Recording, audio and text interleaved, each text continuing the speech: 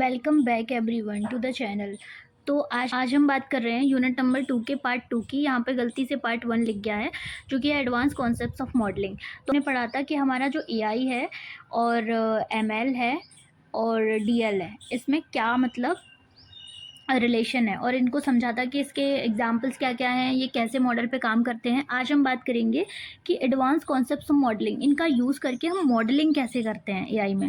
तो सबसे पहला हम बात करेंगे कि मॉडलिंग होती क्या है एक्चुअल में। तो मॉडलिंग का मतलब होता है कि हम ना किसी रियल वर्ल्ड प्रॉब्लम को सॉल्व कर रहे हैं और उसका एक सिंप्लीफाइड वर्जन बना रहे होते हैं ताकि वो मशीन के मॉडल को हम ट्रेन कर पाएँ और वो हमारी नेक्स्ट टाइम उस प्रॉब्लम को सॉल्व कर पाए या डिसीजंस ले पाए या फिर प्रिडिक्शंस कर पाए। फॉर एग्जाम्पल, ये है हमारा इनपुट जहाँ पर हमने लोकेशन डाली और जहाँ पर से भी हमें जाना है वहाँ से डाला।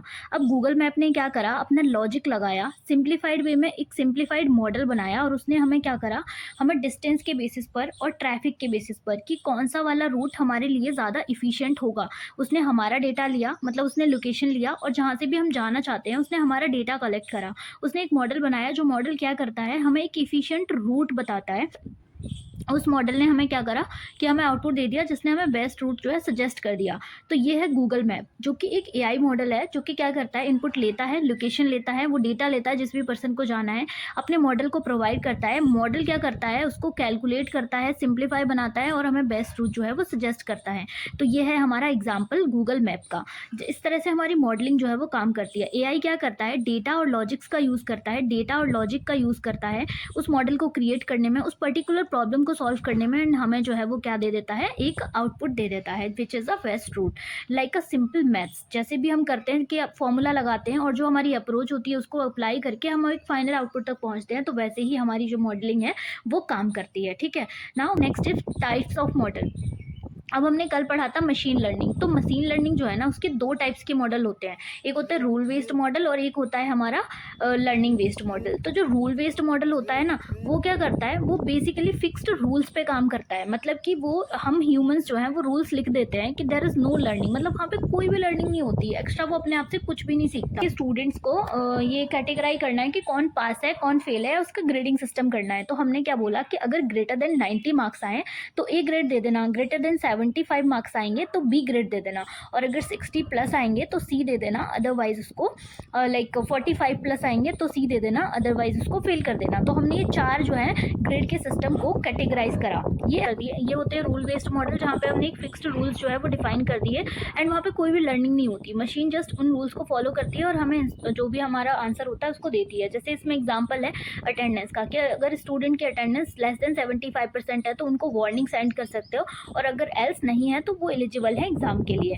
ऐसे एटीएम मशीन है, जैसे कि अगर पिन इज करेक्ट तो अलाउ कर दो ट्रांजेक्शन, नहीं तो डिनाई कर दो एक्सेस। ट्रैफिक लाइट्स हैं कि अगर फ्रॉम रेड टू ग्रीन हुआ आफ्टर फिक्स्ड टाइम, तो मतलब वहाँ पर भी हमने एक फिक्स्ड रूल लगा रखा है कि इतने मिनट बाद या इतने सेकंड बाद आपको क्या करना है, इसका कलर जो है वो चेंज करना है। तो इस तरह से जो हमारे रूल बेस्ड मॉडल है वो काम करते हैं। ये मशीन लर्निंग के मॉडल्स होते हैं दो टाइप के, जो कि है हमारा एक रूल बेस्ड और एक होता है लर्निंग बेस्ड।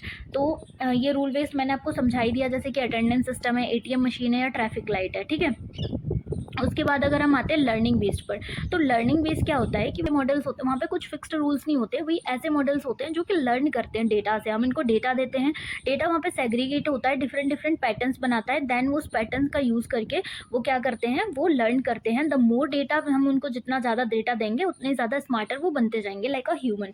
जैसे अगर हम लोगों को जितना ज़्यादा कोई चीज़ पर ट्रेन किया जाएगा, जितना ज़्यादा हम किसी चीज़ की प्रैक्टिस करते हैं उतने ज़्यादा हम स्मार्ट हो जाते हैं to solve that particular problem. जैसे मैथ्स अगर हम ज़्यादा सॉल्व करते हैं तो हम मैथ्स में ज़्यादा एफिशिएंट आंसर्स ला पाते हैं। सेम तरह से हमारा लर्निंग बेस्ड मॉडल जो है वो काम करता है। फॉर एग्जांपल, जैसे जीमेल है, उसका स्पैम फोल्डर है, तो वो सोचता है कि थाउजेंड्स ऑफ मतलब ईमेल्स आती हैं। नेटफ्लिक्स है या यूट्यूब रिकमेंडेशन है, वो क्या करता है, वो हमारे इंटरेस्ट और हमारी वॉच हिस्ट्री के बेसिस पर ही हमको क्या करता है। जैसे बैंक है, वो एआई का यूज़ करता है to detect the fraud by spotting unusual transactions pattern. जितना ज़्यादा फ्लेक्सिबल और पावरफुल होगा उतना ही ज़्यादा हमें, मतलब कोई भी मॉडल जितना ज़्यादा फ्लेक्सिबल और पावरफुल हमें अगर बनाना है तो उसके लिए हमें उतना ही ज़्यादा लार्ज अमाउंट ऑफ डेटा उसे देना पड़ेगा। क्योंकि अगर मान लो हमें, जैसे अगर हमने 5 लोगों का डेटा दिया तो सिर्फ वो अगर हमने 5 प्रॉब्लम सॉल्व करी तो हम इतने ज़्यादा नहीं हो पाएंगे जितना में हमने 50 प्रॉब्लम सॉल्व कर ली एक ही टॉपिक की, तो हम उस टॉपिक में पूरे कंप्लीटली कंफर्टेबल हो जाएंगे, है ना। तो यही होता है हमारा लर्निंग बेस्ड मॉडल, जहाँ पे फिक्स्ड रूल्स नहीं होते। वो मॉडल्स पैटर्न से डेटा, मतलब जो भी डेटा से पैटर्न से रिकॉग्नाइज करता है उससे सीखता है। जितना ज़्यादा हम डेटा उसको देंगे उतना ज़्यादा स्मार्टर हमारा मॉडल जो है वो बनता जाएगा। ठीक, थाउजेंड्स ऑफ डेटा से सीखता है। नेटफ्लिक्स और यूट्यूब रिकमेंडेशन होता है। जैसे एआई है वो फ्रॉड डिटेक्शन को भी यूज़ करता है, ये भी होता है, ठीक है ना। कैटेगरीज ऑफ और होती हैं।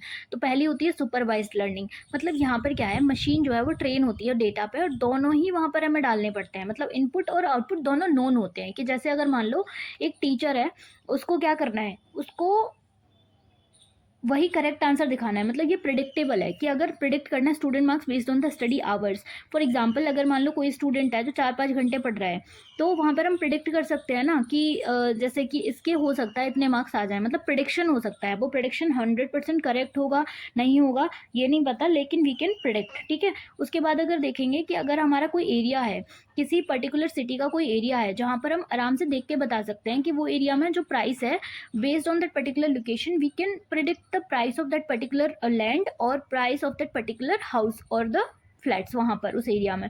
तो ये सुपरवाइज लर्निंग है, जो कि मतलब डेटा में जहाँ पर हमारा डेटा का इनपुट और आउटपुट दोनों ही नोन होता है। मतलब कि अगर हम इस तरह से देख रहे हैं कि ये एरिया है तो यहाँ पे अप्रॉक्सीमेटली इतना प्राइस होगा। जैसे अगर हम देख रहे हैं कि ये स्टूडेंट इतना पढ़ रहा है तो अप्रॉक्सीमेटली इसके इतने नंबर्स तो आ जाएंगे। Unsupervised learning. अनसुपरवाइज लर्निंग में क्या होता है कि यहाँ पे मतलब इनपुट डेटा तो होता है लेकिन आंसर्स नहीं होते पहले से। मतलब कि यहाँ पर क्या है कि जैसे उनको हम ग्रुप करते हैं। बेसिकली जो अनसुपरवाइज लर्निंग होता है उसमें इनपुट डेटा तो बहुत सारा होता है, लेकिन वो उस इनपुट डेटा के बेसिस पर हमें क्या दे रहा होता है, आउटपुट दे रहा होता है। कि भाई मतलब ग्रुप करके, जैसे कि गूगल फोटोज है और गूगल फोटोज में सिमिलर फेसेस के बंदे का वो एक बोलता है कि इसका कुछ नाम दे दो अगर आप इसको जानते हो तो वो ग्रुप करके हमें मतलब दिखाने की कोशिश कर रहा होता है। जैसे कि शॉपिफाई में अगर हमने अपनी ऑटो प्लेलिस्ट बन जाती है, जैसे जिस भी हमारा इंटरेस्ट होता है उसके बेसिस पर। जैसे हमारी शॉपिंग स्टाइल होती है, कभी हमने फ्लिपकार्ट वगैरह पे देखा है तो एक चीज़ देखते हैं तो बहुत सारी चीज़ हमें ऐसे टैब्स खुल जाते हैं कि हमारे यहाँ पे अगर हम फ़ोन देख रहे हैं तो फोन्स यहाँ पर आ जाएंगे। अगर हम कुछ इन इलेक्ट्रॉनिक्स का देख रहे हैं तो यहाँ पर एक टैब खुल जाता है, उसके अंदर सारे इलेक्ट्रॉनिक्स के होते हैं। तो इस तरह से वो क्या कर रहा होता है, अनसुपरवाइज्ड वो हमारे पैटर्न्स के बेसिस पर लर्न करने की कोशिश कर रहा होता है और हमारे डेटा को ग्रुप करके हमें ज़्यादा आउटपुट देने की कोशिश कर रहा होता है। यहाँ पर थर्ड वाला आता है रीइंफोर्समेंट लर्निंग। तो रीइंफोर्समेंट लर्निंग का मतलब होता है कि जो मशीन है ना वो ट्रायल एंड एरर से सीख रही होती है, जस्ट लाइक अ ह्यूमन और अ पेट्स। कि जैसे अगर करेक्ट एक्शंस हैं तो हमें रिवॉर्ड मिलता है और अगर रॉन्ग होता है तो उसके लिए पेनल्टी मिलती है। तो सेम चीज़ है मशीन लर्निंग के रीइंफोर्समेंट मॉडल में भी। क्या करता है कि जैसे एआई बोर्ड्स हैं, अगर वो प्ले कर रहे हैं चेस तो वो इंप्रूव करते हैं गेम को, एवरी हर एक गेम को। गूगल मैप्स है जैसे अपडेट करता है रूट को व्हेन ट्रैफिक चेंज। तो रीइंफोर्समेंट का मतलब है कि जैसे ही उसको थोड़ी सी कोई अपडेशन मिलती है, कोई अपडेट्स मिलती हैं, तो वो अपने जो डिसीजंस है उसको, जो अपने डिसीजंस है उसको चेंज करने की कोशिश करता है। जैसे कि मान लो गूगल मैप लगाया हमने और गूगल मैप से हम कहीं जा रहे हैं तो हमने देखा थोड़ी देर पहले यहाँ पे कहीं ट्रैफिक था तो उसने हमें ये वाला रूट नहीं दिखाया था, अभी ये वाला दिखा रहा था जो कि शॉर्ट था।